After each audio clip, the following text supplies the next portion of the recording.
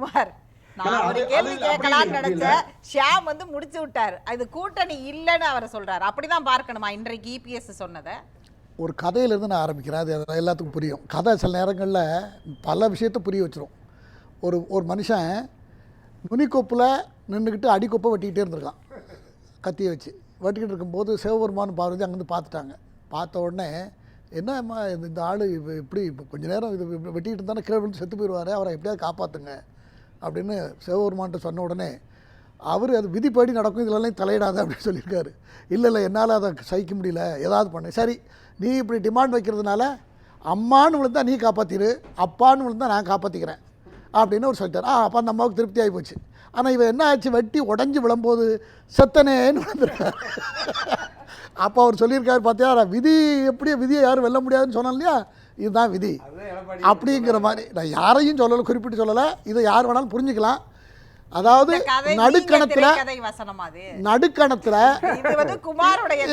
நடுக்கணத்துல நின்று கொண்டு அவர் அப்புறம் சொல்லட்டும், ஒரு கணத்தை தாண்டணும்னு முடிவு பண்ணியாச்சு. கணத்தை லாபமோ நஷ்டமோ ஒரு தலைவனுக்கு போர்க்குணம் இருக்கணும் முதல்ல. அப்போ எப்படியா இருந்தாலும் இந்த நாடோ இந்த மக்களோ யாருக்கும் சொந்தமானவங்க இல்லை, கட்சியோ யாருக்கும் சொந்தமானது இல்லை. யார் நல்ல ஆட்சி கொடுக்காங்களோ அவங்கள மக்கள் ஆதரிப்பாங்க. அதையும் நீங்கள் போய் தடுக்க முடியாது. அது திமுகவும் தடுக்கக்கூடாது, அண்ணா திமுகவும் தடுக்கக்கூடாது. ஒரு ஆட்சியை நடப்பதற்கு அந்த காலத்தில் தலைவர்கள்லாம் பேசும்போது ஊழல் நீங்கள் நல்லா கவனித்து பாருங்கள். நான் வேணும்னுக்கெல்லாம் ஒன்றும் சொல்லலை. தேவர் பேசினாலும் சரி, காமராஜர் பேசினாலும் சரி, கக்கன் பேசினாலும் சரி, எந்த தலைவர் பேசினாலும் சரி, ஊழல் மட்டும்தான் பேச்சாக இருக்கும். ஆயுதமே ஊழல் தான். அந்த ஆட்சி அதை செஞ்சாங்க, இதை டெண்டர் ஊழல், ஏரியை வெட்டினாங்க, குளத்தை வெட்டினாங்க, ஊழல். அப்போ அது எதை நோக்கி இருக்கிறது? ஊழலை ஊழல் தடுத்து எதை செஞ்சாலும் அது நல்லதாக தான் இருக்கும். ஊழலை தடுத்து ஒரு ஆட்சி எதை செய்தாலும் கூட குறைய இருக்கலாம். முன்ன செய்ய வேண்டியதை பின்ன செய்திருக்கலாம், பின்ன செய்ய வேண்டியது முன்னால் செய்திருக்கலாம். அதுதான் வித்தியாசம் இருக்குமே தவிர, ஊழல் இல்லாத ஆட்சி நடந்தால் மக்களுக்கு லாபம் அடைவார்கள், மக்கள் நலம் அடைவார்கள். ஆனால் ஊழலில் ஊறி மூழ்கி பொழுத்து போயிருக்கக்கூடிய இந்த ரெண்டு கட்சிகளும் ஒரு நல்ல ஆட்சி வேண்டான்னு போரிடுறதை என்னால் சகிக்கவே முடியல. ஆனால் அந்த கட்சியோட சாக்கடை சுத்தம் பண்ணுறதுக்கு சாக்கடைக்குள்ளே இறங்கி தான் ஆகணும்.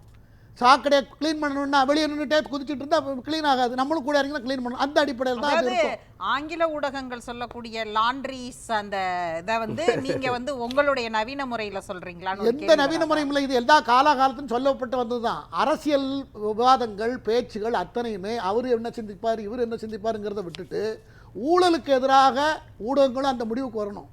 ஊழலுக்கு எதிரான பிரச்சாரங்கள் யார் என்னன்னு செஞ்சா, அவர் என்ன ஊழல் செஞ்சார், இவர் என்ன ஊழல் செஞ்சார், ஊழலை மட்டுமே பிரதானமாக ஒரு தேர்தல் நான் கேக்குறேன், உங்கள்ட்ட தான் கேக்குறேன். கூடவே இது ஒண்ணுமா, எங்கே போனார் லோக்பால் அமைக்கணும்னு வந்து உண்ணாவிரதம் இருந்தவர் எங்கே போனார் அப்படின்னு ஒரு கேள்வி.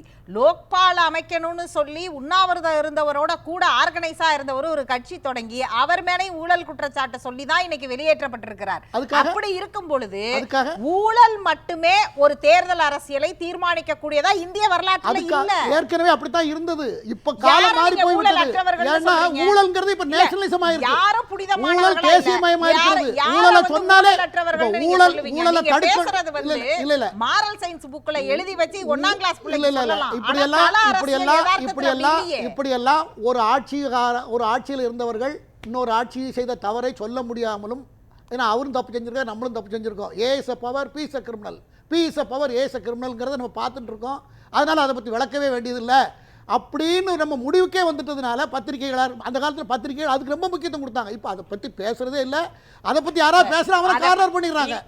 அதனால இல்ல குமார், நீங்க ஒரு விஷயத்தை சொல்லணும். லாஸ்டா அப்படி பத்திரிகைக்காரங்க மேல கொண்டாந்து மொத்த பத்திரிகை பொதுவா நிலவரமே அரங்கத்துல தானே ஒரு கட்சி மீதும் ஒவ்வொரு நபர் மீதும் வரக்கூடிய குற்றச்சாட்டுகள், புகார்கள், அது வந்து உடனடியா ரெய்டு எல்லா விஷயமும் இதே தொடர்ந்து செய்யணும்னு உங்களை வாழ்த்துறேன். தொடர்ந்து நீங்க அதை செய்யணும். அதுக்கு முன்னுரிமை கொடுக்கணும். 10 அம்சத்துல 8 அம்சம் உங்களுக்கு எதிராக இருக்கணும். கருத்து இருக்கட்டும். நம்ம அதனால சரி, இப்ப பிஜேபி ஏடிஎம்கே கூட்டணியில நீங்க வந்து அதிமுகவை ஊழல் கட்சின்னு சொல்லிடுறீங்க. இங்க ஆட்சி செஞ்ச 2 கட்சியும்னா அதிமுகவும் திமுகவும் ஊழல் கட்சின்றீங்க. ஆனா அதிமுகவும் பாஜகவும் கூட்டணி வச்சுக்கிறாங்க. இந்தியா பூரா ஆட்சி மாற்றம் எப்படி வந்தது? 22 எம்பிக்கள்ல ஆரம்பிச்ச பிஜேபி ஒரு 35-40 வருஷத்துக்குள்ள 20 மாநிலத்தை பிடிச்சிருக்குன்னா அது எப்படி? ஊழல் கட்சிகளோட கூட்டணி வச்சு 13 மாநிலத்தில் நேரடியாகவும் 7 மாநிலத்தில் கூட்டணி அரசு அமைத்திருக்கிறது என்று சொன்னால், மாநிலங்கள் காங்கிரஸ் செய்த தவறால் மாநில கட்சிகள் ஏற்பட்டன. அந்த கட்சிகள் சரியாக இல்லாதனால், இல்லைன்னா மாநில கட்சி தான் சிறந்தது. நான் மாநில கட்சி ஆதரிக்க தயாராக இருக்கேன். என் வீட்டில் மாநில முதல்வர்கள் போட்டாவை போட்டு கும்பிடுறதுக்கு நான் தயாராக இருக்கேன், ஊழல் இல்லாமல் இருந்தா. ஆனால் ஊழலில் அதுக்கே ஏழை விட்ட மாதிரி அவங்க நமக்கு அதிகாரம் கொடுத்துட்டாங்க. நீங்க சொல்ற மற்ற கட்சிகள் வந்து புனிதத்தோட இருக்கிறாங்க, இந்த 2 கட்சிகள் அல்லது மாநில கட்சிகள் மட்டும்தான் ஊழல் செய்யறாங்கங்கறது எப்படி சார்? அது நமக்கு தெரிஞ்சதான் நம்ம சொல்ல முடியும். நம்ம மாநிலத்துல இந்த ரெண்டு கட்சி ஆட்சியில் இருக்கு. காங்கிரஸ் நீங்க சொல்றபடி பார்த்தா அவங்க எல்லாரும், நான் பாஜகங்கிற இடத்துக்கு கூட வரல, மற்ற எல்லா கட்சியுமே வந்து அதாவது மாநில கட்சிகள்னா ஊழல் செய்யற கட்சி, அகில இந்திய அளவுல இருக்கக்கூடிய கட்சி. இப்ப வந்து அரவிந்த் கெஜ்ரிவால் ஆம் ஆத்மி கட்சி எல்லாம் ஊழல் செய்யாத கட்சி அப்படிங்கிற புள்ளிக்கு வர்றீங்க. ஆனா ஊழல் செய்யறாருன்னு சொல்லி தான் நீங்க வெளியேத்துறீங்க. அது ரொம்ப தப்பான வாதம்ல. மாநில கட்சிகள் வந்து வெள்ளையா இருக்கவன் பொய் சொல்ல மாட்டாங்கிறது எவ்வளவு தப்போ, அதே மாதிரி மாநில கட்சிகள் ஊழல் கட்சின்னு சொல்றதை ஏத்துக்க முடியாது. போராட்டத்தில் ஈடுபட்ட ஒரு கட்சி, நாட்டுக்காக பல தியாகங்களை செய்த கட்சி இவ்வளவு சரிந்து 67க்கு பிறகு திரும்பி வரல. என்ன காரணம்? மதவாதம் தான். ஊழல். காங்கிரஸ் அதை சொல்ல முடியாது, அது அப்ப கிடையாது ஊழல். அப்போ அதுக்கப்புறம் நாங்க ஊழல் ஊழல் ஊழல்னு சொல்லி காங்கிரஸ் கூட சொல்லிட்டு வந்த திராவிட கட்சிகள், அது மாநில கட்சிகளை உங்களால் எளிதாக ஊழல்ங்கிற ஒற்றை வார்த்தைக்குள்ள அடக்கிற முடியுமோ? இங்க பல பிரச்சனைகளை ஒவ்வொரு நாளும் ஒவ்வொரு விதமான பிரச்சனைகளை பேசிக்கிட்டு இருக்கோம். ஆனா நீங்க வந்து ஒரு ரொம்ப ஈஸியா ஹேண்டில் பண்றீங்க பாருங்க. அகில இந்திய கட்சியெல்லாம் ஊழல் செய்யாது, மாநில கட்சினா ஊழல் செய்யும் அப்படின்னு ஒரு வார்த்தையில நீங்க இருக்க பல பிரச்சனைகளை. காங்கிரஸ் தேசிய கட்சி தானே, காங்கிரஸ் ஊழலால மறைந்து விட்டது என்று சொல்லுகிறேன். காங்கிரஸ் ஊழலால் தான் மறைந்தது. அப்ப பார்த்தா நீங்க எல்லா கட்சியும் ஊழல் செய்து பாஜக மட்டும் ஊழல் செய்யல. பாஜக வந்து பார்த்தா தான் தெரியும். வரட்டுமே, ஒரு ஆட்சி மாற்றம் வரட்டுமே, கூட்டணி ஆட்சி வரட்டும், நல்லது. இப்ப இருக்கிற சூழலுக்கு கூட்டணி ஆட்சி மட்டும் தான் நல்லது. இந்த நாட்டுக்கு நல்லது நடக்க வேண்டும் என்று சொன்னால், நடந்த நல்லது, மகாராஷ்டிராவில் நடந்த நல்லது, ஆந்திராவில் நடந்த நல்லதை நாளை சொல்லுங்க தமிழ்நாட்டு மக்கள். ஏன்னா ஷாம் சொன்ன ஒரு வார்த்தை மிக முக்கியமானது. டெமோக்ராட்டிக் எக்ஸ்பீரியன்ஸ்க்கு தமிழ்நாடு தயாராகவே இல்லை என்ற ஒரு வார்த்தையை பயன்படுத்தினார். எல்லாத்துலயும் ஜனநாயகம் பேசுற தமிழ்நாட்டுல ஏன் இந்த விஷயத்துல ஜனநாயகமா இல்ல? ஒருவேளை 4 நன்மைகளை சொன்னா அந்த டெமோக்ராட்டிக் எக்ஸ்பீரியன்ஸ் அட்லீஸ்ட் மக்கள் யோசிக்கவாது செய்வாங்கல்ல. நாடு இப்போ பிரதமரா இருக்கட்டும், நீ 1000 குறை சொல்லுங்க, சித்தாந்த ரீதியா சொல்லுங்க, மத ரீதியா சொல்லுங்க, மதவாத கட்சின்னு தான் பதிவு செய்யப்பட்டிருக்குது. பாஜக இந்துக்களை காப்பாற்றணுங்கிறது தான். ஏன்னா அதை பற்றி பேசினா அது வேற மாதிரி போயிடும். நான் அதை பற்றி அதுக்குள்ளே போகலைன்னா, அவங்க மதவாத கட்சின்னு தான் பதிவு செய்யப்பட்டிருக்கிறது. அவங்க இந்து மக்களையும் இந்து மதத்தையும் காப்பாற்றணுங்கிறது அவங்களுடைய நோக்கமாக இருக்குது. மற்ற கட்சிகளுக்கு அந்த எண்ணம் இல்லாமல் இருக்கலாம்.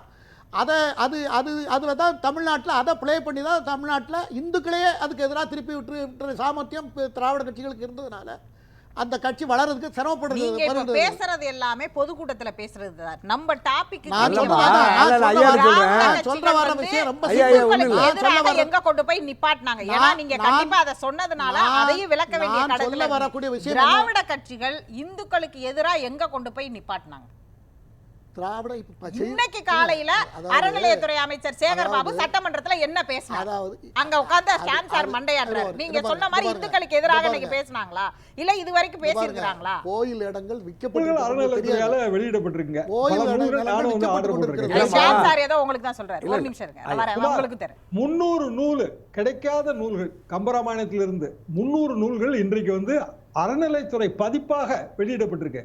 ரொம்ப எளிய விலையில ரொம்ப பயனுள்ளதா இருக்கு. பல நூல்களுக்கு ஆர்டர் போட்டிருக்கேன். நீங்க எந்த இடத்துல வந்து அது இந்துக்களுக்கு விரோதமானதுன்னு சொல்றீங்கன்னு எனக்கு புரிஞ்சுக்கவே முடியல. இல்ல சார், நீங்க நல்லா நீங்க யோசித்து பார்த்தீர்கள் என்று சொன்னால், செக்யுலரிசம் என்கிற பெயர்ல மத நம்பிக்கை இல்லைங்கிற பெயர்ல தாக்குதல் நடத்துறது பூரா இந்துக்கள் பேர்ல தான். கடவுள் பேர் ஆணையா சொல்றேன்.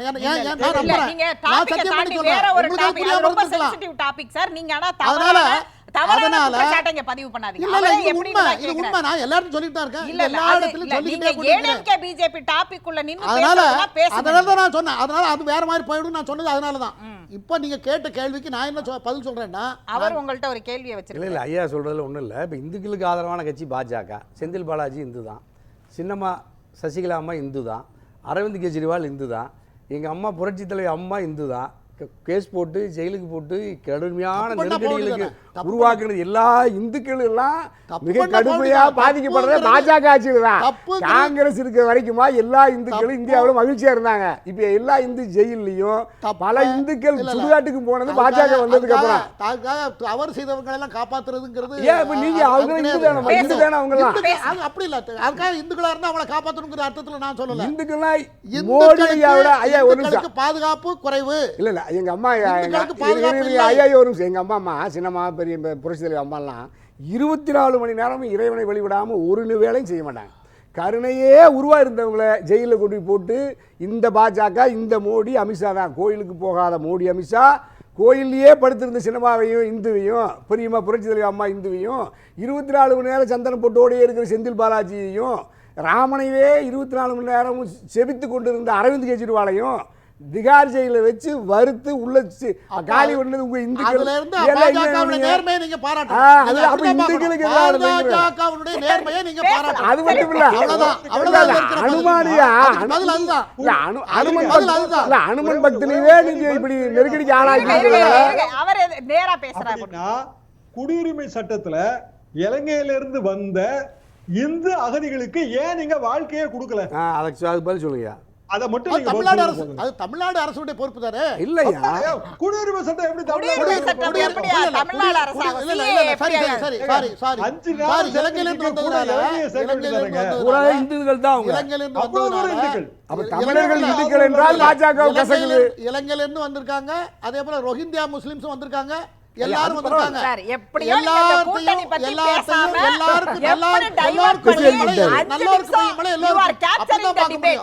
நீங்க கேப்சர் பண்ணிட்டீங்க டிபேட்ட. 5 நிமிஷம் நீங்க டிபேட்ட வேற இல்ல, இல்ல, பக்கம் கொண்டு நீங்க- போய் இல்ல, இல்ல, டிபேட். சரி, நீங்க சொல்லாத. கடைசியா இது ஒரு கடைசியா நான் வார்த்தையாவது சொல்லிடுறேன். நான் contest-ஓட பேசுங்க சார். கடைசியா சொல்லிடுறேன்.